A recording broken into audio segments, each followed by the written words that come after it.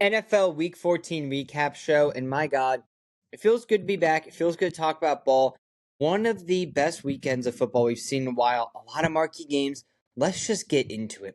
Bengals 34, Bills 39. Wow, Josh Allen. When he's playing, you're never actually out. It was a perfect snow game. Made you sit there, made you appreciate football and just life and friends and family and cheese, like string cheese, mozzarella cheese, capri cheese, all of it. And we do winners first on this show. Welcome to the Affaka Show. And Bills are first. 39 points, 10-point fourth quarter deficit by scoring 3 touchdowns in the last 5 minutes of the game. Crazy impressive. Validating, hey, the Bills, sure, they might have lost like a couple marquee games, but they are here to stay because of Josh Allen. I mean, the guy is a football god. Ran for 40 yards in the touchdown. I'm just jealous of every single Bills. And I have a great quarterback. I love Jalen Hurts. I'm an Eagles fan. Don't let the Florida fool you. I love Jalen Hurts. I would trade him for Josh Allen in a second. I mean, Bills fans, you have to be so lucky to have him as your quarterback. The defense has been lacking all year, though. But here's the thing that people don't realize. This defense is bad, but they didn't play bad here. They had 2 interceptions on Joe Burrow pretty much back-to-back, and it costed them the game. And I get it. There's a lot to be said here, but it was bad. It was bad from the Bengals, because the Bengals were in control of this game. They had every single thing going for them. Joe Burrow was hot, 284 yards, 4 touchdowns, with 2 interceptions. Again, they got him. And it felt like they were either driving down, getting a touchdown, or they're having a turnover / 3 and out. I get it. You know, you have T. Higgins, you have Jamar Chase, everyone's firing on all cylinders, but you need an offensive line. The offensive line, though, has been playing better since Burrow has gotten back, so you couldn't really blame them. The defense, look, 39 points against Josh Allen, that just happens sometimes. Whose fault is it? I don't know. I think the Bills just flat out beat the Bengals. I mean, it was pretty much over when you had the first pick by the Bills cornerback by Benford off of Joe Burrow, ran it in, had them get their first lead of the day, and from there, it was pretty much done. Look, the Bills, they're going to win. They're going to make the playoffs, and they're going to make a playoff push. And they might win it all this year because Patrick Mahomes not in it. So, who knows? And then from there, the Bengals are done. I'm the first one to say it, but the Bengals are done. Thanks for playing. Thanks for coming. There's always next year, but not really. So, that's a Bengals recap. Steelers 27, Ravens 22. I always bet the dog in this game. This is the first time that I did not bet the dog in this game. What happened? Well, Steelers were plus 5.5. Guess what? They would have covered if they were kind of a favorite at minus 4.5 because they won by 5 points. It was a classic. Take the dog, don't think about it. I didn't do it. I overthink it. And that was bad. Aaron Rodgers came to play. It was his birthday. He had his best passing outing of the season. Everyone's like, oh, they haven't completed a downfield pass more than 5 yards, blah, blah, blah, blah, blah. Aaron Rodgers goes in and just absolutely torches it up. And it was his birthday. So that's a big deal. Was his wife at the birthday party? Reportedly, no. And we do not know who Aaron Rodgers' wife is yet. And to me, that is insane. Because if you have a birthday party, shouldn't your wife be there? Unless he's married to football. Which I'm not judging, but it's like, I don't know. What if the pylon's in there? And then you're like, ooh, you're all about the football. But then the pylon comes in the relationship, and now you don't know how to act. So that's exactly why I have to marry a real person instead of a football. Just my thoughts. DK Metcalf was impressive. DK Metcalf's always impressive. I mean, we've seen him shirtless. He also racked up 148 yards, 7 catches against, what is a good Ravens secondary. And again, they started passing the ball downfield. Who would have thought? Their defense was able to hold them more. We'll get to this Baltimore Ravens offense. Look, he just, Henry Sherry had some rushes where I was like, oh, he broke a little bit. But it kind of felt like you're just getting men at the line every single time there was a rush there. And it was pretty impressive. The Ravens, their offense is broken, though. And they found it on the last couple drives. Because, newsflash, Lamar has to run. If Lamar runs, it's a lot better. And now, I guess he just, stinks against the Steelers, but he isn't. But he had an interception when they were up 17-3, which is definitely a huge game shifter because, they're kind of in their own zone. Who knows really how it's going to be, but they settled for 3 field goals late in the fourth quarter when they needed touchdowns. They got field goals, not touchdowns. But the most talked about play was this Isaiah Likely touchdown, and let's dive into why. Isaiah Likely, tight end. What's he famous for on Thanksgiving? Well, he kind of had the ball and threw it into the end zone, cost them a touchdown. And this game, it's another thing. So, he scores a touchdown. I don't care what anyone says. I am on the firm belief that it is a touchdown. He caught the ball, made 2 steps, 1, 2, in slow-mo, and we saw it. And then on the third one, he got the ball punched out of it. So here's my thought process, right? When you score a touchdown and then you go out of bounds, you get 1, 2, boom.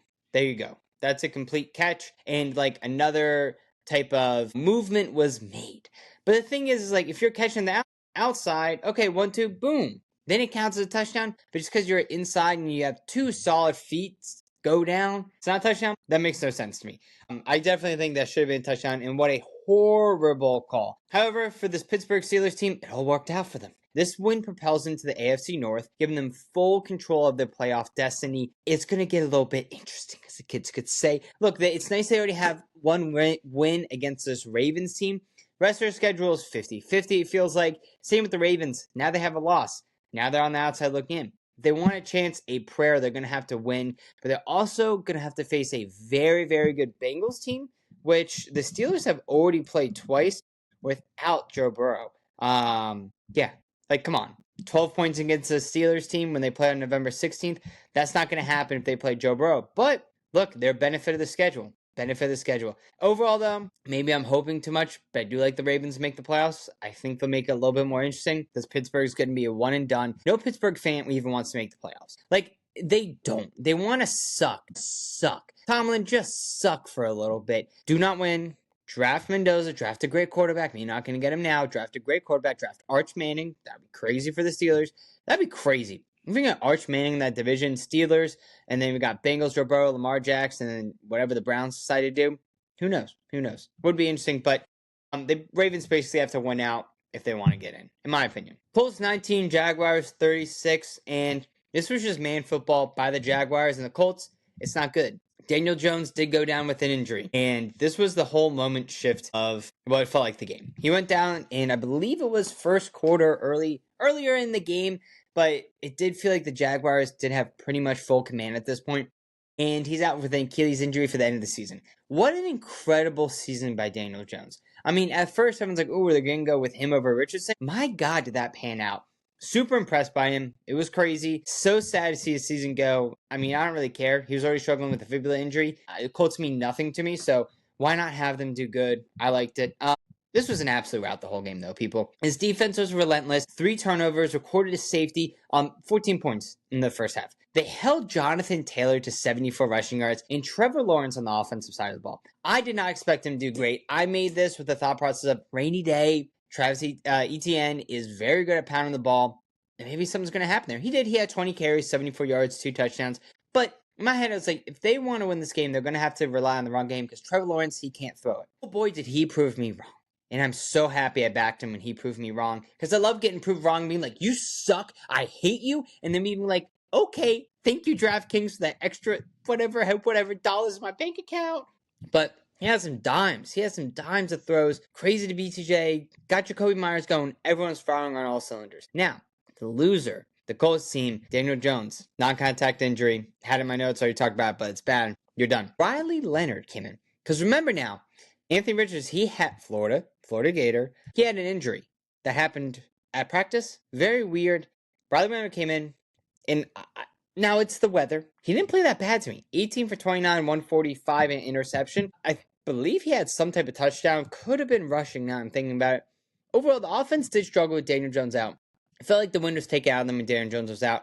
Nothing really sad there, but Riley Leonard might be a good pickup. The defense, it's never good when you give up 30-plus points, so I don't think the Colts were any type of, oh my God, their defense is great anyway. I know Sauce Gardner, he was out. That's their big free agent pickup. He hasn't done anything. I don't know. The moment for me, though, ended right before half. Trevor Lawrence, Tim Patrick, passed for the touchdown, made the game almost unattainable with Jones being out. The Jaguars up 28-10.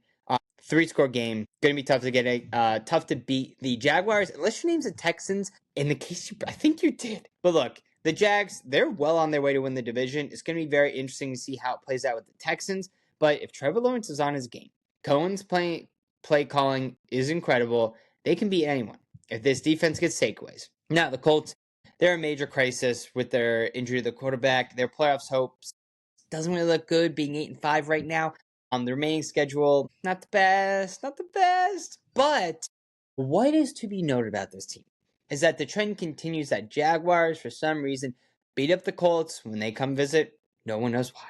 Speaking of people who beat up the other opponent, Bears 21, Packers 28.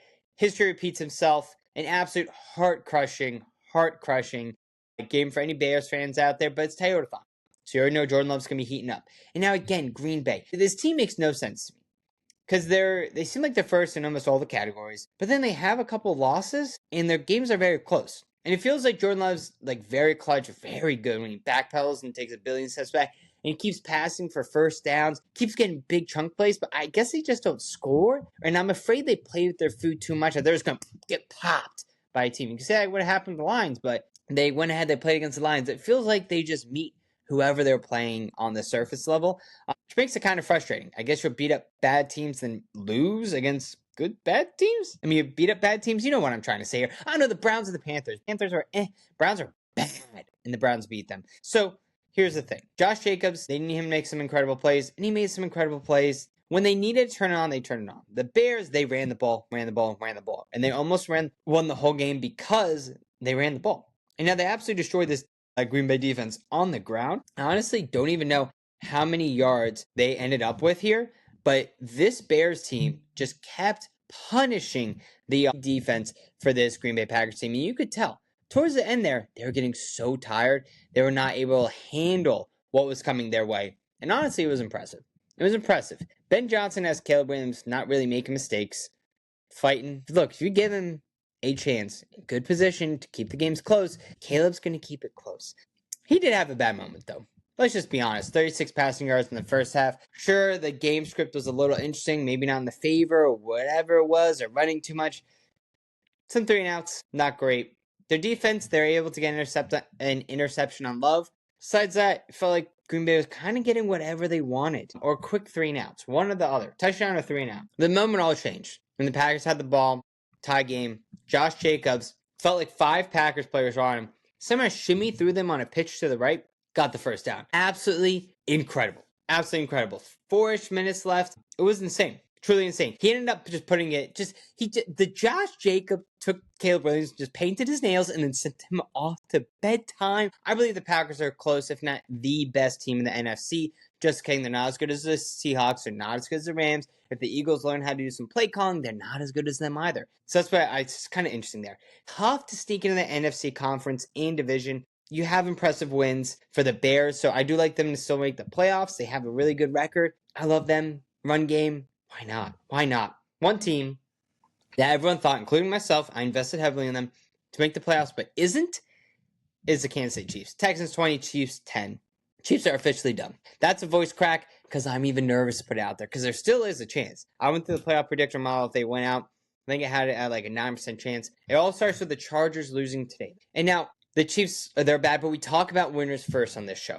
Texans, league's top-ranked defense, dominates. 3 interceptions on Patrick Mahomes. 1, 2, 3. 1, 2, 3 on Patrick Mahomes. Insanity. It's wild. CJ Stroud protected and avoided turnovers, made key completions, 53-yard bomb to Nico Collins. Felt like they hooked up and just kind of shifted the whole momentum of the field a couple times on scoring drives. And it feels like he's actually protected now. Now, the Chiefs' defense did come alive in the second half. They got a ton of pressure on CJ Stroud and felt like Chris Jones was actually trying for the first time. But we'll see in a little bit in the key moment. Didn't really matter.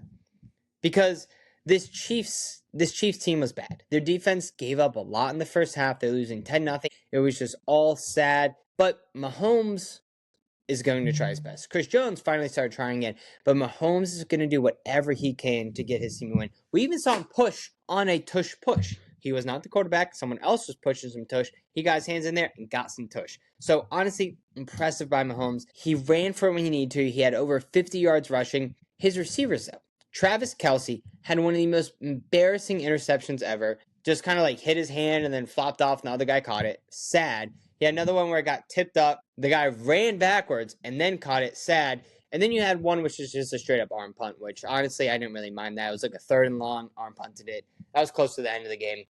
2 crucial 4th downs, man. That's what this game came down to. He gave his team all the chances he could have. So this one is not on Mahomes. People like to hate on Mahomes. It's not on him. Travis Kelce to blame here? Perhaps. Rashee Rice to blame here? Perhaps. I don't know why you stopped using Xavier Worthy. It's kind of like you shut him to the side. He knows how to catch a ball. The offensive line was the big story, though. It was a big story. Everyone's like, oh, this so injury is so bad. Their offensive line, they held up. They gave Mahomes time. They gave him enough to kind of convert. They missed 2 fourth-down attempts. The one, though, made no sense. Your defense came alive. 10-10 in the fourth quarter. 4th and 1 from your own 31-yard line. You're giving the Texans short field, great momentum if they can hit it. Sure, if the Chiefs get it, are they going to have momentum that's going to be incredible? Yeah, but then you can also have a false start and you're 5 yards back. So I did not love the call here, especially with how good this Texas defense is and how good your punter is and how good this Chiefs offense started to play after that. They didn't convert. It was bad and they did not convert.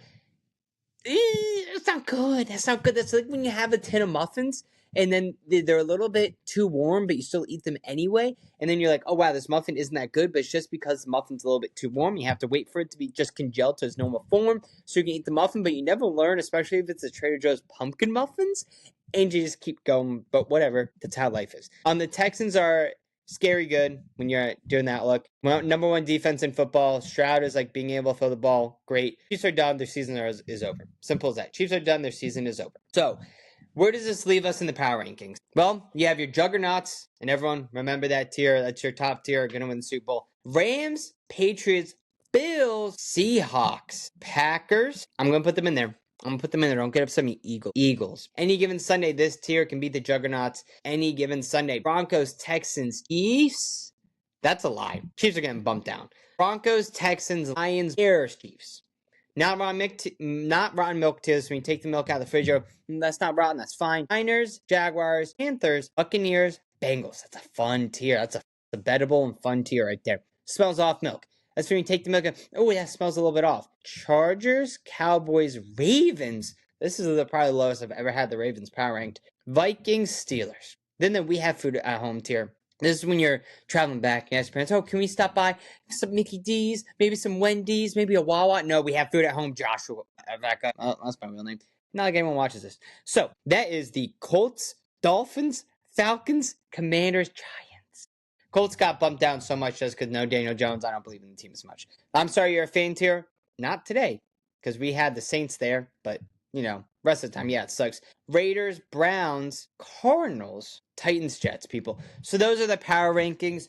Where do I sit right now? Well, I'm just sad because all my Chiefs futures are just gone. And this year, I was like, someone put out, like, Chiefs are minus 110 to win the conference. You're like, you don't think they're going to win the conference? I'm like, they're obviously going to win the conference. Walking back from work, waddle. And then 2 units down the drain later. A couple months later, whatever. I think my pitch is that we should have an FSA or just like call it BSA, betting savings account where I can just bet pre-tax dollars. Would be kind of sick. Just going to float that one out there. People, that's it for me today. I just got to say, like and subscribe. If you sat through this, that's kind of good for you. We're going to switch it up here, I think, within the next couple weeks. Do it more game by game. We'll get it from there.